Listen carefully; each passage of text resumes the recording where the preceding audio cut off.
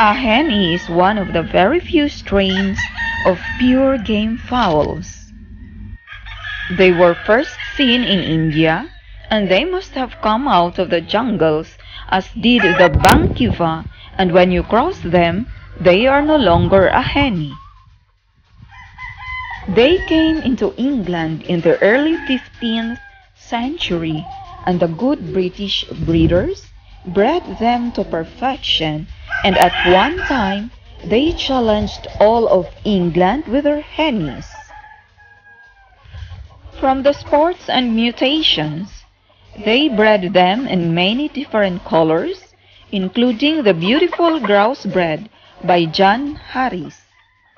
They soon found their way into Spain, where the Spanish bred them over their brown and gray Spanish. Medium size nga lang. The first Hennies were brought to US by a party named Story, and they proved to be great fighters in short heels as used along the East Coast. Mr. Chester A. Lamb imported the Blackthorn, also the brown Hennies, in the early 80s.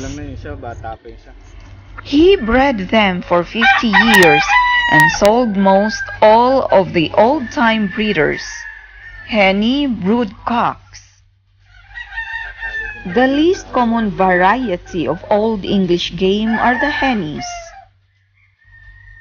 The late Cornishman John Harris, who died February 26, 1910, believed that the Phoenicians brought them to Cornwall and Pembroke when they traded them for tin.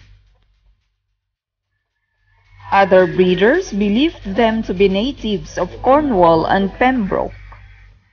It is on record that the South Wales country of Pembroke challenged all England to a main any amount of money, any number of birds, any place, for 5 years without a reply, as nobody would fight against the black Hennies of Pembroke. Noblemen of Pembroke gave these Hennies as a special present to English princes. In its prime time, the Hennies is a very fast fighting bird, in fact, the fastest hitting game fowl of all. When bred pure, that is Hennie to Hennie, the bird is an accurate hitter of hard blows, particularly to the head and neck. It is a difficult fowl to condition, being at times somewhat soft in feathers. Probably, this is due to inbreeding. Hennies carefully bred for a few years, as it were 102 years ago, would be the ideal fighter speed, hitting power, plus the fact that most cocks are uncertain when it meets a hen.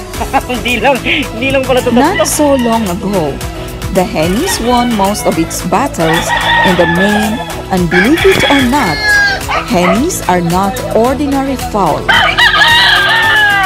It can hit as hard as the famous Cornish brown reds and can accurately hit its target like the original Sandy Hatch.